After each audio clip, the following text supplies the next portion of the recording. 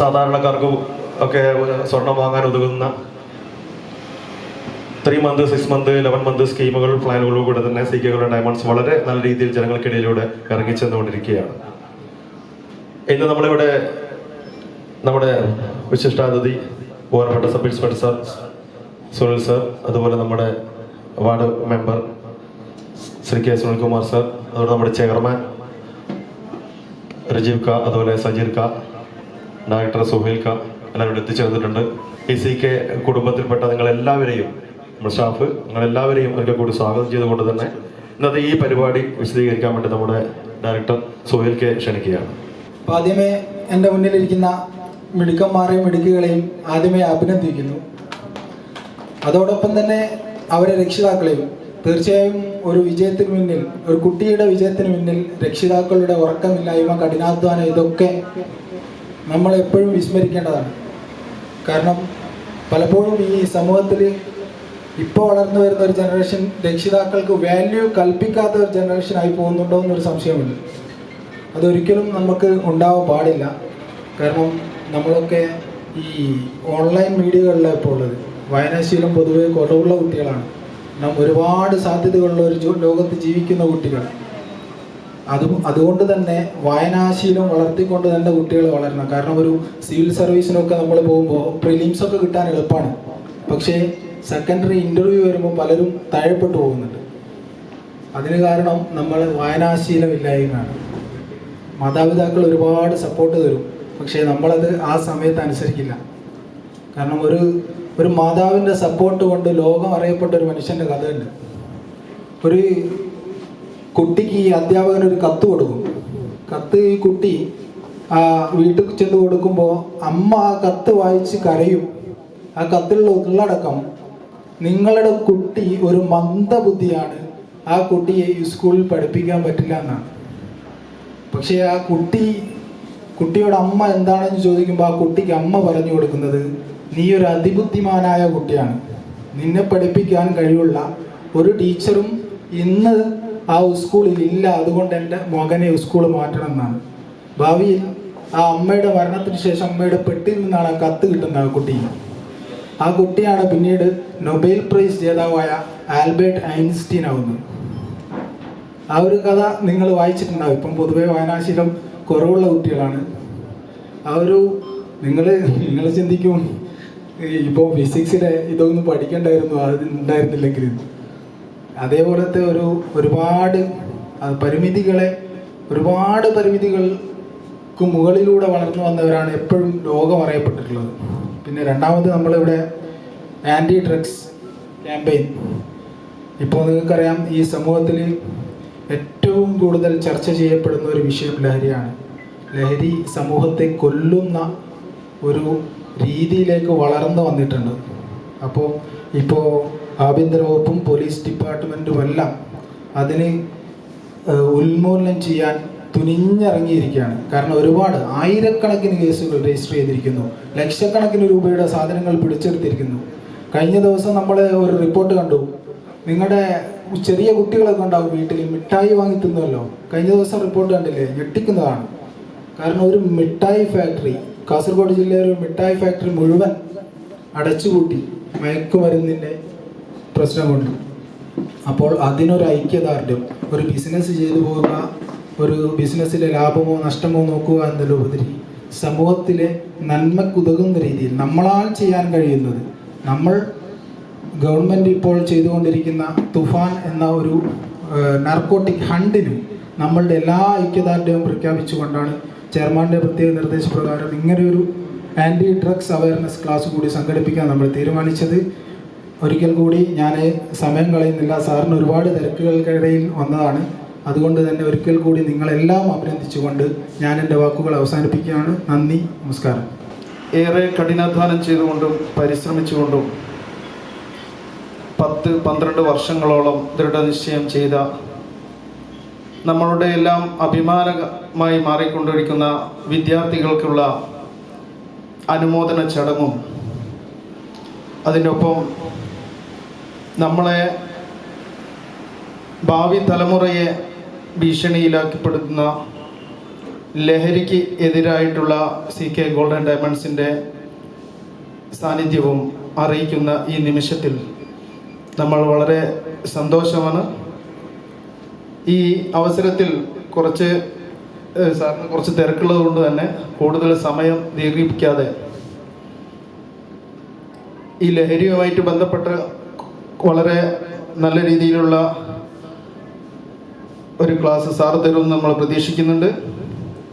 നിങ്ങളുടെ തിളക്കമാർന്ന ഈ വിജയം ജീവിതത്തിൽ ഉടനീളം മുറുകെ പിടിക്കാനുള്ള ശ്രമം നിങ്ങളുടെ ഭാഗത്തുനിന്ന് ഉണ്ടാവുകയും അത് നിങ്ങൾക്ക് സമൂഹത്തിലും കുടുംബത്തിലും അഭിമാനകരമായി മാറട്ടെ എന്ന് ആശംസിച്ചുകൊണ്ട് ഞാൻ നിർത്തുന്നു. വളരെയേറെ സന്തോഷത്തോടുകൂടിയാണ് നമ്മൾ ഈ നിമിഷം ഇരിക്കുന്നത്. നേരത്തെ ഇവിടെ സൂചിപ്പിച്ചതുപോലെ കഴിഞ്ഞ 10-12 വർഷക്കാലത്തെ കഠിനാധ്വാനത്തിൻ്റെ ഫലം നേടിയിട്ടുള്ളവരാണ് എൻ്റെ മുമ്പിലിരിക്കുന്നത്. പക്ഷേ ഇതുകൊണ്ട് മാത്രം നിങ്ങൾ ജീവിതത്തിൽ വിജയിച്ചു എന്നുള്ള ഒരു ധാരണ നിങ്ങൾക്ക് ഉണ്ടാകാൻ പാടില്ല. കാരണം നിങ്ങളുടെ ഈ വിജയം വളരെ തിളക്കമാർന്ന വിജയമാണ്. പക്ഷേ ഇത് ജീവിതത്തിലെ ആദ്യ പരീക്ഷയാണ്. ഇനിയും ഒട്ടനവധി പരീക്ഷകൾ നിങ്ങൾ നേരിടാനുണ്ട്. അതുകൊണ്ട് തന്നെ ഈ വിജയം നാളുകളിലെ നല്ല വിജയത്തിനുള്ള തുടക്കമായി കാണുവാൻ നിങ്ങൾ ആഗ്രഹിക്കണം. അതുപോലെ തന്നെ ഇവിടെ നേരത്തെ സൂചിപ്പിച്ചു വായന. നമ്മൾ ഇന്നൊരു മത്സരത്തിൻ്റെ ലോകത്താണത്. അതിരുകളില്ലാത്ത ഈ ലോകത്ത് മത്സര പരീക്ഷയിൽ നാം ജയിക്കണമെങ്കിൽ നാം അറിവുകൾ നേടിയേ തീരൂ. അറിവുകളുടെ ഒരു വിസ്ഫോടനം നടക്കുന്ന കാലഘട്ടമാണിത്. അപ്പോൾ വായനയ്ക്ക് വലിയേറെ പ്രസക്തിയുണ്ട്. നമുക്കറിയാം, നമ്മൾ ഈ അടുത്ത കാലത്ത് കേരള രാഷ്ട്രീയത്തിൽ നമ്മൾ കണ്ട ഏറ്റവും പ്രമുഖനാണ് കേരളത്തിൽ നിന്ന് നമ്പർ 1 BD സതീശൻ. നിങ്ങൾക്ക് രാഷ്ട്രീയമായ അദ്ദേഹത്തോട് അഭിപ്രായ വ്യത്യാസങ്ങൾ, അയാളുടെ നിലപാടുകളുടെ അഭിപ്രായ വ്യത്യാസം ഉണ്ടാവും. പക്ഷെ നമുക്ക് മുമ്പ് ഈ കേരളത്തിൽ മുഖ്യമന്ത്രിയായിരുന്ന ശ്രീമാൻ പിണറായി വിജയനായാലും അല്ലെങ്കിൽ VS ആയാലും AK ആന്റണിയോ K കരുണാകരനായാലും അവരൊക്കെ തന്നെ വലിയ സമര പാരമ്പര്യങ്ങളിലൂടെ വളർന്നു വന്ന ആളുകളാണ്. ഇപ്പോൾ K കരുണാകരനും VS ഒക്കെ തൊഴിലാളി നേതാക്കളായി വന്നവരാണ്. അതുപോലെ തന്നെ AK ആന്റണി ആയാലും അല്ലെങ്കിൽ പിന്നെ പിണറായി വിജയനൊക്കെ വിദ്യാർത്ഥി സമരങ്ങളിലൂടെ വളർന്നു വന്നു.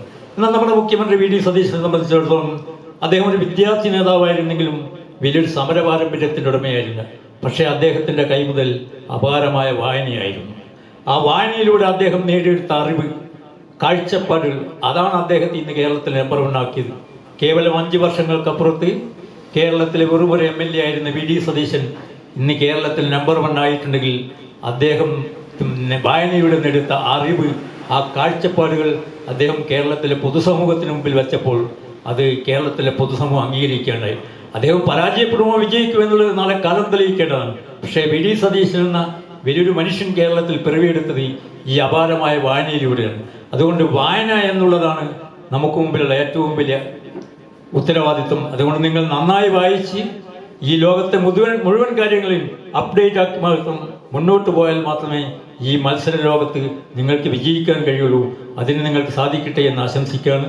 അതുപോലെ തന്നെ ഡ്രഗ്സിനെതിരായിട്ട്, രാസലഹരികൾക്കെതിരായിട്ടുള്ള ഒരു ബോധവൽക്കരണം കൂടി ഇവിടെ നടക്കുന്നുണ്ട്. നമുക്കറിയാം, പിഞ്ച് വിദ്യാർത്ഥികളെപ്പോലും ഇന്ന് ലഹരി മാഫിയകൾ വിഴുങ്ങിക്കൊണ്ടിരിക്കുകയാണ്. സ്കൂളിൻ്റെ മുറ്റത്ത് പോലും മിഠായികളുടെ രൂപത്തിൽ പോലും ഇന്ന് ലഹരി വസ്തുക്കൾ കിട്ടിക്കൊണ്ടിരിക്കുന്നു. പാവം ഒന്നും അറിയാത്ത പെൺകുട്ടികളെപ്പോലും ലഹരി മാഫിയകൾ കേരിയറായി ഉപയോഗിക്കുന്നു. ഇന്ന് കേരള സർക്കാർ ഇതിനെതിരായ ഒരു മഹായുദ്ധം തന്നെ പ്രഖ്യാപിച്ചിരിക്കുന്നു. തൂഫാൻ, നമ്മുടെ പ്രിയപ്പെട്ട സുനിൽ സാർ ഉൾപ്പെടെയുള്ള ആളുകൾ ഇന്ന് തൂഫാൻ മേഖലയിൽ വളരെ സജീവമായിട്ടുണ്ട്. പൊതുജനങ്ങളുടെയും കൂടി സഹകരണത്തോടുകൂടി ഈ ലഹരി മാഫിയകൾക്കെതിരായുള്ള ഈ പ്രവർത്തനങ്ങൾ നമുക്ക് മുന്നോട്ട് പോകാം. അതിന് CK ഗോൾഡൻ ഡയമണ്ട്സ് പോലുള്ള സ്ഥാപനങ്ങൾ കൂടി മുമ്പോട്ട് വന്നിരിക്കുന്നത് ഏറെ ചാരിതാർത്ഥ്യമുണ്ട്. എൻ്റെ മുമ്പിലിരിക്കുന്ന പ്രിയപ്പെട്ട വിദ്യാർത്ഥികളെ ഒരിക്കൽ കൂടി അഭിവാദ്യമർപ്പിച്ചുകൊണ്ട് ഈ പരിപാടി നടത്തിയ CK ഗോൾഡൻ ഡയമണ്ട്സിൻ്റെ ഉത്തരവാദപ്പെട്ട ഉടമകളെയും ഒരിക്കൽ കൂടി അഭിവാദ്യം ചെയ്തുകൊണ്ട് ഞാൻ നിർത്തുന്നു. ജയ് ഭാരത്. എന്തായാലും ഇതിന് പങ്കെടുക്കാൻ എനിക്ക് ക്ഷണം കിട്ടുമ്പോൾ ഒരു പോസിറ്റീവ് ആറ്റിറ്റ്യൂഡ് എന്നുള്ള നിലയിൽ ഒക്കെ വരാം എന്ന് ഒരു വളരെ ഈസി ആയിട്ട് സമീപിക്കുകയാണ്. കാരണം ഒരു തൂഫാൻ എന്ന മുദ്രാവാക്യത്തിൽ തന്നെ പറയുന്നുണ്ട്, കൃത്യമായി ജനകീയമായ ഒരു പ്രതിരോധത്തിലൂടെ മാത്രമേ ഇത് മുന്നോട്ട് കൊണ്ടുപോകാൻ പറ്റൂ. പോലീസോ എക്സൈസോ മറ്റ് ഔദ്യോഗിക സംവിധാനങ്ങൾ മാത്രമായിക്കൊണ്ട് ഇതിനൊരു വലിയ പരിഹാരം ഉണ്ടാവില്ല. ജനങ്ങളാകെ എല്ലാവരും, കടകളും ജനപ്രതിനിധികളും ഒരു മൊത്തം ആകെ ഒരു തീരുമാനത്തിന്റെ ഭാഗമായി അങ്ങനെ നിൽക്കുമ്പോൾ നമുക്കുള്ള കുറേ ആശങ്കകൾ പോകും. ശരിക്കും ഇതിനെ പ്രതിരോധിക്കേണ്ടത് എവിടെ നിന്നാണ്? ഇത്തരം ശരിയായ ഒരു ചിന്ത നിങ്ങൾക്ക് വരുമ്പോൾ എങ്ങനെ പ്രതിരോധിക്കാം? ഇതിനാണ് ഒരു ചോദ്യമായിട്ട് ചോദിക്കുമ്പോൾ എവിടെ നിന്ന് പ്രതിരോധിക്കണം? വീട്ടിൽ നിന്നോ? ഒരു വ്യക്തിക്ക് നല്ല രീതിയിലുള്ള ഒരു ചിന്ത ഉണ്ടെങ്കിൽ ഇത്തരം പ്രവർത്തനങ്ങൾ ഉണ്ടാവുമോ? എവിടെ വ്യക്തി ദുർബലനാകുന്നുവോ, എവിടെ വ്യക്തിയുടെ മനസ്സ് ചഞ്ചലപ്പെടുന്നുവോ, അല്ലെങ്കിൽ ഇത്തരം പ്രലോഭനങ്ങളിലേക്ക് പോകുന്നുവോ, ആ സ്ഥലത്ത് മാത്രമേ ഇത്തരം ലഹരി പദാർത്ഥങ്ങളൊക്കെ കടന്നു കയറൂ എന്നുള്ളത് 100% ഉറപ്പാണ്. നമുക്കറിയാം, നമ്മുടെ ചുറ്റും നേരത്തെ ഇപ്പം നാർക്കോ അത്തരം രാസലഹരികളൊക്കെ സജീവമാകുന്നതിന് മുമ്പ് ധാരാളം വ്യാജമദ്യവും അല്ലെങ്കിൽ അത്തരം കാര്യങ്ങളും ഒക്കെ മദ്യമൊക്കെ വ്യാപകമായി കൊണ്ടിരിക്കുന്ന ഒരു സമൂഹമുണ്ട്. അവിടെയും ഇതൊന്നും ഉപയോഗിക്കാത്ത ഒരു ദൃഢനിശ്ചയത്തോടു കൂടി തീരുമാനമെടുത്ത് ജീവിച്ച എത്രയോ ആളുകളുണ്ട്, ഇല്ലേ? അപ്പൊ ഇതൊരു തീരുമാനമാണ്, നമ്മുടെ ഒരു വ്യക്തി തീരുമാനമാണ്. ഇതൊന്നും എനിക്ക് വേണ്ട എന്ന ഒരു തീരുമാനത്തിനപ്പുറത്തേക്ക് ഒരു ശക്തിക്കും നമ്മളെ കീഴ്പ്പെടുത്താനാവില്ല. എനിക്കങ്ങനെ ഒരു തീരുമാനം ഉണ്ടെങ്കിൽ, എനിക്ക് ഇങ്ങനെ ഒരു തീരുമാനം ഉണ്ടെങ്കിൽ ആ തീരുമാനത്തിനപ്പുറത്തേക്ക് ഒരു ലഹരിക്കും അല്ലെങ്കിൽ ഒരു പ്രലോഭനങ്ങൾക്കും വശംബദനാവില്ല എന്നുള്ളതാണ്. അവിടെയാണ് നമ്മൾ തിരുത്തേണ്ടത് എന്നുള്ളതാണ്. നമുക്ക് കുട്ടികളിപ്പം ഉന്നത പഠനം കഴിഞ്ഞതാണ്. നാളെ തന്നെ നിങ്ങളുടെ ഈ അരുമ കൂട്ടുകളിൽ നിൽക്കുന്ന ആളുകളല്ല ഇവര്. പറന്നു വിടേണ്ടതാണ്, ദൂരെ ദിക്കുകളിലേക്കൊക്കെ പോകേണ്ടതാണ്. ഇപ്പം ചെന്നൈയിലും ഡൽഹിയിലും ഹൈദരാബാദിലും ഒക്കെ പഠിക്കേണ്ട മക്കളാണ്. ഇതൊന്നും ഇങ്ങനെ പൂട്ടിവെച്ച് നമ്മുടെ കൂട്ടത്തിൽ ഇങ്ങനെ ചിറകിൻ്റെ ഉള്ളിൽ കൂട്ടിവെച്ച് കൊണ്ടു നടക്കേണ്ട ആളുകളുമല്ല. അപ്പൊ അത്തരം കേന്ദ്രങ്ങളിലൊക്കെ പോകുമ്പോൾ നമ്മുടെ അച്ഛൻ്റെയോ അമ്മയുടെയോ ഒരു സാമീപ്യമൊന്നും ഇല്ലാത്ത ഒരു ലോകത്ത് അച്ഛനെ കുറിച്ചുള്ള ഓർമ്മകൾ, അമ്മയെ കുറിച്ചുള്ള ഓർമ്മകൾ, അമ്മമ്മയെ കുറിച്ചുള്ള ഓർമ്മകൾ, ഉമ്മയെ കുറിച്ചുള്ള ഓർമ്മകൾ, ആ സ്നേഹത്തിന്റെ ഒരു പരിസരം നമ്മുടെ മനസ്സിലുണ്ടെങ്കിൽ ഒരു കുട്ടിയും ഒരാൾ പോലും തെറ്റിപ്പോവില്ല എന്ന യാഥാർത്ഥ്യത്തെ നമ്മൾ ഉൾക്കൊള്ളുക. നമ്മുടെ യാഥാർത്ഥ്യം അതാണ്. എനിക്ക് എൻ്റെ അച്ഛനെ കുറിച്ചിട്ടുള്ള ഒരു ഓർമ്മയിൽ, അച്ഛനും അമ്മയും തമ്മിലുള്ള നല്ല ബന്ധത്തിന്റെ കുറിച്ച് ഓർമ്മയിൽ എനിക്കൊരിക്കൽ പോലും മോശമായി പ്രവർത്തിക്കാനാവില്ല എന്നൊരു കുട്ടി തീരുമാനിക്കുന്നിടത്ത് നമ്മൾ രക്ഷിതാക്കൾ, ഇവിടെയൊക്കെ എല്ലാവരും ഉണ്ടല്ലോ, രക്ഷിതാക്കളും എല്ലാവരും കൂടി ഒരു വലിയ മുന്നേറ്റത്തിന്റെ ഭാഗമായി നമ്മൾ സ്വയം തിരുത്തിക്കൊണ്ട് മുന്നോട്ട് പോകണം എന്നുള്ളതാണ്. പോലീസിന്റെ ഈ നാർക്കോ ഹണ്ട് എന്ന പരിപാടി ഇത്തരം ആളുകളെ വേറെറുക്കുന്നതിനപ്പുറം ഓരോ വ്യക്തികളും ഓരോ കുടുംബങ്ങളിലേക്കും നമ്മുടെ ഒരു തീരുമാനം വരണം. അങ്ങനെ വരുന്ന ഒരു സ്ഥലത്ത് സമൂഹത്തിൽ വലിയ രീതിയിലുള്ള മാറ്റങ്ങൾ ഉറപ്പായിട്ടുണ്ടാകും എന്ന് നമുക്ക് ഉറപ്പിക്കാം. അതുകൊണ്ട് പ്രിയപ്പെട്ടവരെ, നമ്മുടെ ഗൃഹാന്തരീക്ഷം പൊളിച്ചെഴുതണം. നമ്മുടെ കുടുംബാന്തരീക്ഷം പൊളിച്ചെഴുതണം. സംഘർഷം നമ്മൾ ഒഴിവാക്കണം. നമ്മളിങ്ങനെ അനാവശ്യമായി ഇങ്ങനെ ടെൻഷൻ അടിച്ച് ഇതിപ്പോ ജ്വല്ലറിന്റെ 100 രാവിലെ വന്ന് ആളുകൾ ഇതിന്റെ സെയിലിന്റെ അതിന്റെ സംഘർഷം, അല്ലെങ്കിൽ ഇത് പുതിയ ആളുകൾ വരുന്നതിന്റെ സംഘർഷം, റോഡ് പണിക്കാരനാണെങ്കിൽ റോഡ് പണീന്റെ സംഘർഷം, വീട്ടിലാണെങ്കിൽ വീട്ടിൽ സംഘർഷം, ഇങ്ങനെ 24 മണിക്കൂറും സംഘർഷത്തിൽപ്പെട്ട് നമ്മൾ ജീവിക്കുന്നിടത്താണ് നമ്മൾ തിരുത്തേണ്ടത്. പ്രസന്റിൽ ജീവിക്കുക എന്ന രീതിയിലേക്ക് നമ്മൾ മാറണം. ആ രീതിയിലേക്ക് കുടുംബാന്തരീക്ഷത്തിലൊക്കെ വലിയ വിപ്ലവകരമായ മാറ്റങ്ങൾ ഉണ്ടാക്കണം. പരസ്പരമുള്ള ബന്ധങ്ങളിൽ, അച്ഛനും അമ്മയും തമ്മിലുള്ള ബന്ധങ്ങളിൽ, ഭാര്യയും ഭർത്താവും തമ്മിലുള്ള ബന്ധങ്ങളിൽ, ഇതിലൊക്കെ നമ്മൾ പൊളിച്ചെഴുതും. നമ്മളിങ്ങനെ വാശി പിടിക്കും, നമ്മളിങ്ങനെ തർക്കിക്കും, നമ്മളിങ്ങനെ തോറ്റു കൊടുക്കില്ല. അങ്ങനെ ഈ തോറ്റുകൊടുക്കായ്മയിൽ ഉണ്ടാകുന്ന സംഘർഷത്തിന്റെ അനന്തരഫലം ഒരു കുട്ടി അവിടെ കരയുകയാണ്. ഞാൻ കഴിഞ്ഞ ദിവസം ഞങ്ങൾ ഇങ്ങനെ നടന്നു വരുമ്പോൾ ഞങ്ങൾ വണ്ടിയിൽ വരുമ്പോൾ ഒരു കുടുംബം ഇങ്ങനെ നടന്നു വരുന്നുണ്ട്, അച്ഛൻ, അമ്മ, 2 കുട്ടികളൊക്കെ ആയിട്ട്. അപ്പം ഒരു സ്നേഹത്തിന്റെ ഒരു ചെറിയൊരു കീർത്തി തിയേറ്ററിന്റെ താഴെയായിട്ട് അവർ തമ്മിലുള്ള ഒരു ചെറിയൊരു നിമിഷം ഞാൻ വണ്ടി പാസ് ചെയ്ത് വരുമ്പോൾ കണ്ടതാണ്. ആ ഒരു വലിയ അച്ഛനും അമ്മയും 2 കുട്ടികളും ഇങ്ങനെ ആ നടന്നു പോകുമ്പോൾ ഉണ്ടാകുന്നൊരു ഒരു സ്നേഹക്കാഴ്ചയുണ്ട്. ഞാൻ എന്നിട്ട് എൻ്റെ സുഹൃത്ത് ജിജിനോട് പറഞ്ഞു, ഏറ്റവും കൂടുതൽ വേദനിപ്പിക്കപ്പെടുന്നത് ഒരു വ്യക്തി എന്നുള്ള നിലയിൽ എനിക്ക് വേദന ഒരു കുഞ്ഞിന് ഒരു പ്രയാസങ്ങൾ ഉണ്ടാവുക എന്നുള്ളതാണ്. ഒരു കുഞ്ഞ് ഒരു പ്രതിസന്ധികൾ പെടുക എന്നുള്ളതാണ്. കുഞ്ഞുങ്ങൾക്ക് ഒരു നല്ല ഗൃഹാന്തരീക്ഷം ഉണ്ടാക്കി കൊടുക്കാൻ നമ്മൾ രക്ഷിതാക്കൾ തീരുമാനിച്ചാൽ അവിടെ വരുന്ന കുഞ്ഞുങ്ങൾ മാലാക കുഞ്ഞുങ്ങളായി മാറും. ഒരു തരത്തിലും ഒരു പ്രശ്നങ്ങളിലേക്കും വിടില്ല. അതുകൊണ്ട് ഭാര്യയും ഭർത്താക്കന്മാരും ഒക്കെ ആയിട്ടുള്ള ആളുകളാണ് നമ്മൾ, രക്ഷിതാക്കളാണ്. ഒന്ന് അടങ്ങുക, ഒരു പൊടിക്കടങ്ങുക. അങ്ങോട്ടും ഇങ്ങോട്ടും സ്നേഹത്തിന്റെ ഒരു ചാലിച്ച കുറേ നിമിഷങ്ങൾ ഉണ്ടാക്കുക. ഏറ്റവും വിശുദ്ധമായ പ്രണയം അച്ഛനും അമ്മയും തമ്മിലുള്ളതാണെന്ന് മക്കൾ കാണണം. അച്ഛൻ്റെയും അമ്മയുടെയും സ്നേഹത്തിന്റെ ഒരു വല്ലാത്ത ഒരു സുഹൃതം കിട്ടുമ്പോൾ അത് കാണുമ്പോൾ അതിനനുസരിച്ച് മക്കളങ്ങ് വന്നോളും. പിന്നെ ഒരു തീരുമാനം എടുക്കുക എന്നുള്ളതാണ്. കൃത്യമായ ഒരു തീരുമാനം എടുക്കുക എന്നുള്ളതാണ്. കൃത്യമായ ഒരു ലക്ഷ്യം കാണുകയാണ്. ബഹുമാനപ്പെട്ട കഴിഞ്ഞ തൂഫാൻ എന്ന പരിപാടി ഞങ്ങൾ പിന്നെ പഴയ സ്റ്റാൻഡിൽ വെച്ച് നടത്തിയിരുന്നു കഴിഞ്ഞ ദിവസം. ആ സമയത്ത് ബഹുമാനപ്പെട്ട ജില്ലാ പോലീസ് മേധാവി മെറിൻ ജോസഫ് IPS പറഞ്ഞ ഒരു കാര്യം നിങ്ങൾ ഓർമ്മപ്പെടുത്തുകയാണ്. കാരണം 22ാമത്തെ വയസ്സിൽ IPS നേടിയ ആളാണ്. 22ാമത്തെ വയസ്സിൽ ഡൽഹി യൂണിവേഴ്സിറ്റിയിലൊക്കെ പഠിക്കുന്ന സമയത്ത് ചുറ്റിലും ഇത്തരം ലഹരികളും പദാർത്ഥങ്ങളും ഒക്കെ ഉണ്ടായിരുന്നു എന്നാണ്. പക്ഷെ എനിക്ക് എന്താവണം, എനിക്കൊരു ലക്ഷ്യമുണ്ട് എന്ന് ഉറപ്പിച്ചതിനാൽ അതൊന്നും എന്നെ ബാധിച്ചിട്ടില്ല എന്ന രീതിയിലേക്ക് അവർ കഴിഞ്ഞ ദിവസം സംസാരിച്ചിട്ടുണ്ട്. ഇത് നമ്മുടെ കുട്ടികളൊക്കെ ഒരു ലക്ഷ്യം കൃത്യമായി സന്നിവേശിപ്പിക്കാൻ നമ്മൾ തീരുമാനിക്കണം. കൃത്യമായ ലക്ഷ്യം വേണം നമുക്ക്. ഇപ്പം ഫുട്ബോൾ മത്സരം നടക്കുകയല്ലേ, ലോകത്തിലെ ഏറ്റവും മികച്ച 2 കളിക്കാരെ ഇവിടെ ഈ ഒരു ഗ്രൗണ്ടിൽ ഇവിടെ നിർത്തി 2 ഭാഗത്തും വലയില്ലാത്ത 2 ഗ്രൗണ്ടിൽ ഇട്ടാൽ മെസ്സിക്ക് എങ്ങോട്ടെങ്കിലും പോകാനാവോ? റൊണാൾഡോ എങ്ങോട്ടെങ്കിലും ഓടുവോ വലയില്ലെങ്കിൽ? അപ്പുറം ഒരു വല കാണുന്നതുകൊണ്ടായാലോ ഓടുന്നത് അല്ലേ? വലയില്ലേ എന്താക്കും? അപ്പൊ ലക്ഷ്യം ഉണ്ടെങ്കിൽ ആ ഭാഗത്തേക്ക് നമ്മൾ പോകും. നമ്മുടെ മക്കൾ, പ്രിയപ്പെട്ടവർ എല്ലാവർക്കും ഒരു കൃത്യമായ ലക്ഷ്യം നമ്മൾ ഉണ്ടാക്കി കൊടുക്കുക. അതിനനുസരിച്ച് നമ്മൾ മോൾഡ് ചെയ്ത് വരിക. പിന്നെ ഈ ലഹരിയോ മറ്റു പ്രശ്നങ്ങളോ ഒന്നും ബാധിക്കില്ല. എന്തായാലും പോലീസ്, എക്സൈസ് സമൂഹമൊക്കെ ഇതിനെതിരെ കുരിശ് യുദ്ധം പ്രഖ്യാപിച്ചിരിക്കുകയാണ്. അപ്പം അത്തരം പ്രശ്നങ്ങളിലൊക്കെ നമുക്ക് ചെയ്യാനുള്ളത് നമ്മുടെ ഗൃഹാന്തരീക്ഷം മാറ്റുക. ഇന്ന് വീട്ടിൽ പോയിട്ട് ഇപ്പം ഭർത്താവ് ഒന്ന് ഐ ലവ് യു എന്നൊക്കെ അങ്ങ് പറഞ്ഞേക്കുക, ഒരു ഇഷ്ടമൊക്കെ പറയാം. പെട്ടെന്ന് പറയുമ്പോൾ ചിലപ്പം ബേജാറായിരിക്കും. അപ്പം ഇഷ്ടം പറയാ. അപ്പം പെട്ടെന്ന് സാധാരണ ചൂടാവേണ്ട സമയം കഴിഞ്ഞിട്ട് ചൂടാവുന്നില്ലെങ്കിൽ പെട്ടെന്ന് അവർക്കൊരു ഒരു വൈക്ലഭ്യമൊക്കെ വരും.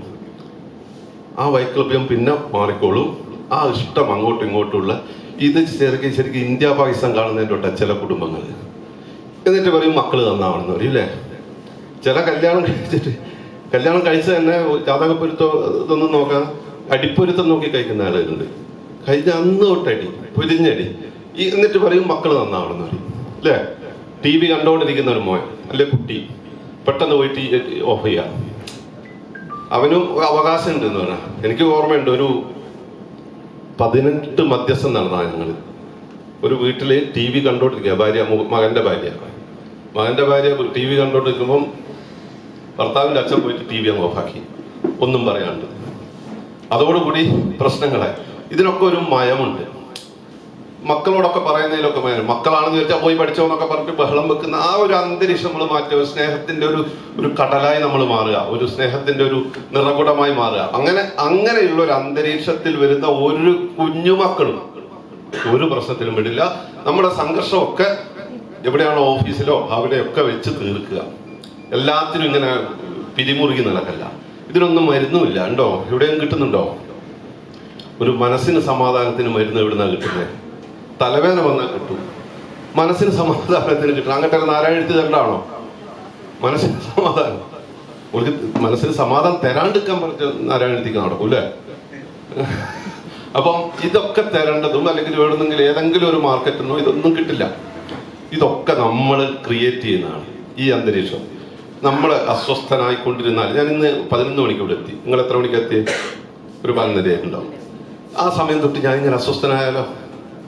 ഓക്കെ, നല്ല സുഖമുള്ള അന്തരീക്ഷം, ആളുകളെ പരിചയപ്പെടാം, കൗൺസിലറെ പരിചയപ്പെടാം. അതിന്റെ ഒരു പോസിറ്റീവ് വൈബ് ആഘോഷിച്ചാൽ ഞാൻ ആ സമയം അസ്വസ്ഥത ഇല്ലാതെ നിൽക്കുക എന്നുള്ളതാണ്.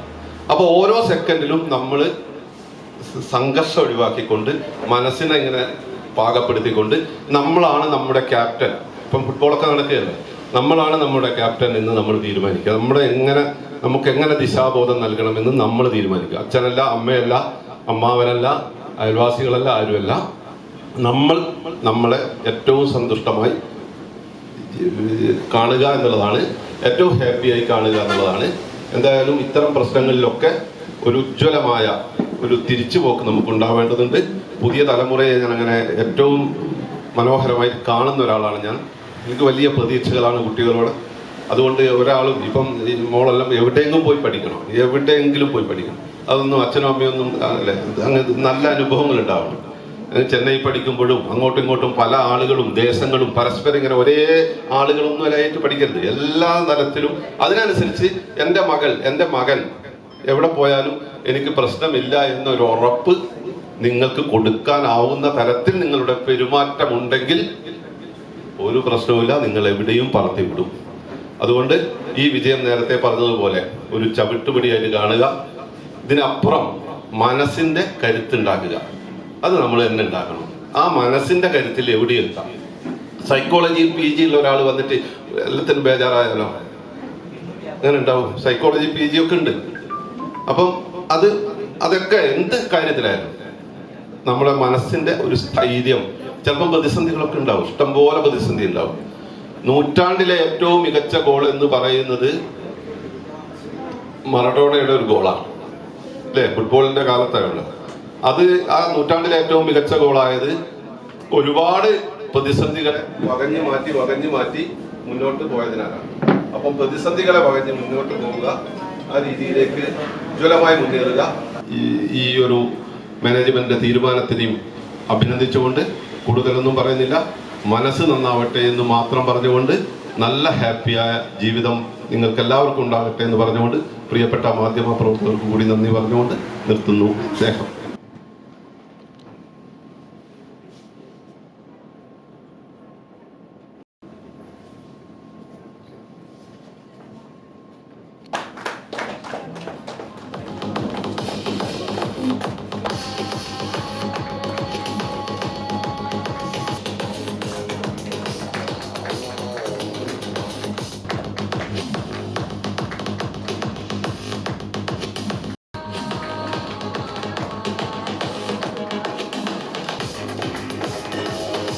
ചൈത്ര പ്രകാശ്,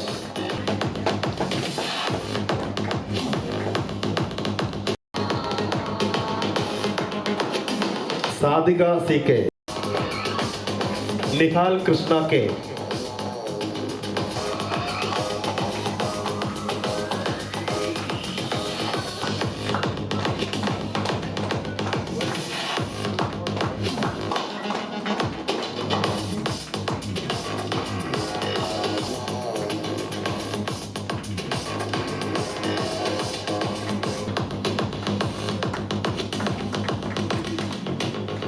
ലയോണ S,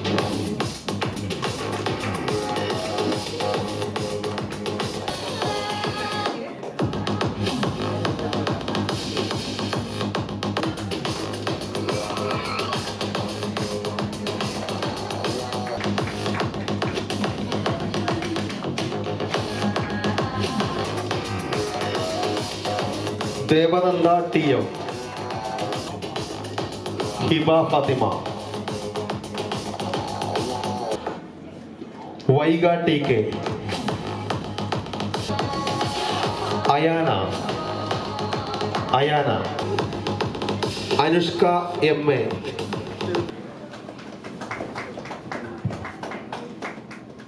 ഉന്നത വിജയം നേടിയ എല്ലാ കുട്ടികൾക്കും ഹൃദയത്തിന്റെ ഭാഷയിൽ നന്ദി പറയുകയാണ്. അതുപോലെ നമുക്ക് ഇന്നിവിടെ ഒരു ആന്റി ഡ്രഗ് അതിനെക്കുറിച്ച് നല്ലൊരു അവയർനെസ് ക്ലാസ് നമുക്ക് തന്ന നമ്മുടെ ബഹുമാനപ്പെട്ട sub inspector sir Sunil Thushar sir, അദ്ദേഹത്തിനും ഹൃദയത്തിന്റെ ഭാഷയിൽ നന്ദി അർപ്പിക്കുകയാണ്.